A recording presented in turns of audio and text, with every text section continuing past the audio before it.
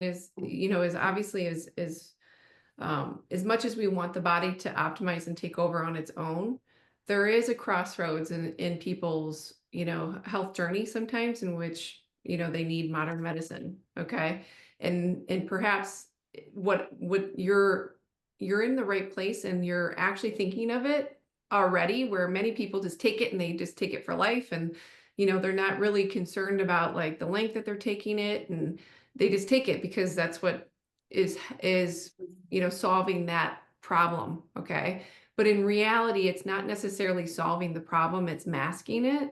And if you keep that in mind, and you keep in mind that it's not like curing it, fixing it, if you will, and what you're doing with the HHA is actually to move you down the road and to allow for more healing to occur in order for you to sleep without it, right? Because that's really common for people. The more they implement with what we're doing and what we encourage you to do, the more likely they are to either reduce their dosage of medication, whether that be over the counter or prescription. And obviously, I have to say this, never reduce prescription medications or go off of that without your medical provider's advice, because they are the prescribing doctor, right?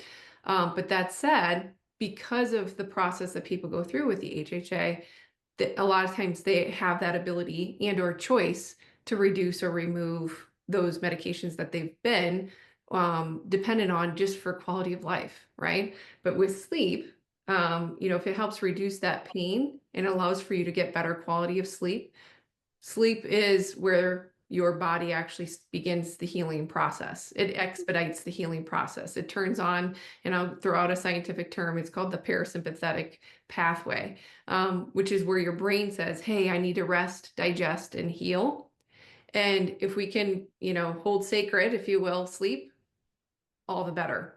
And then if you are mindful of saying, hey, oh, wow, like there's a potential for me to reduce this in the future, week 6, 7, 8, like revamp or revisit, I should say, maybe every phase, and just kind of do an assessment with your practitioner to say, hey, this is where I'm at, and then I decided to reduce it by half a pill or half the amount that I'm taking.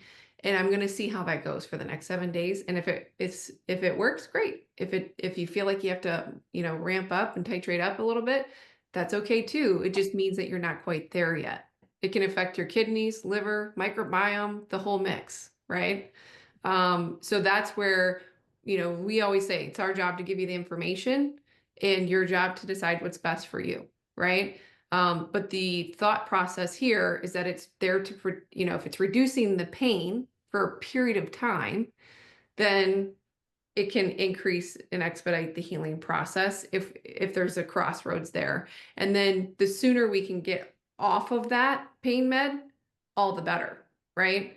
But the disruption, comes from, a lot of times it comes from long-term use. So like I said, I commend you for even having that awareness and concern, because sometimes people just take them without having any understanding at all that there could be a potential side effect, right?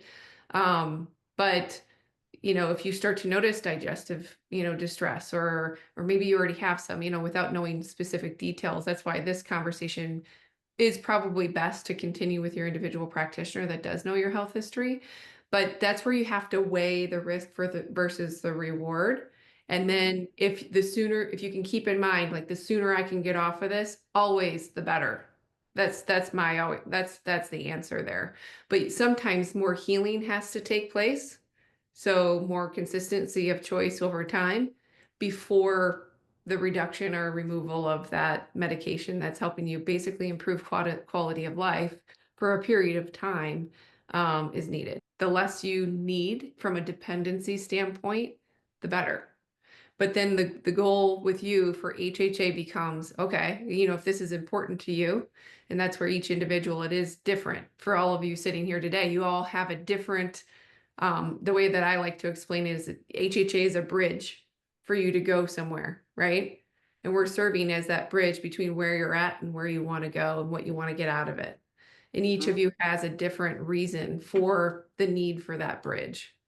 But allow for HHA, specific to this conversation for you, is HHA is the bridge to allow for decreased dependency upon an over-the-counter, pain med to help you sleep. And then if you're saying after you get off the call, nah, I don't know if I like that approach, then perhaps, people take another approach and sometimes they're like, you know what?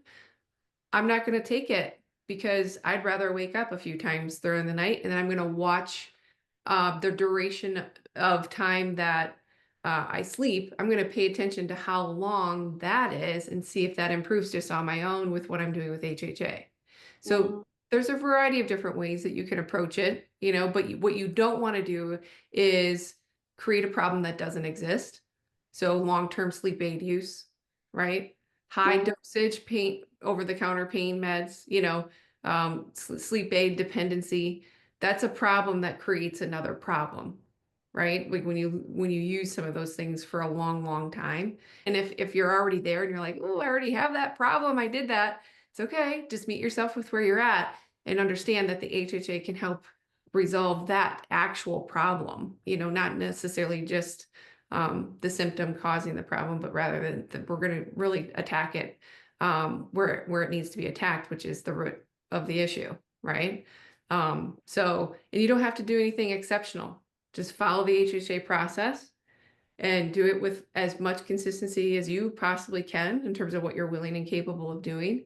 And then you can start to, make note of your areas of progress or what we call wins along the way.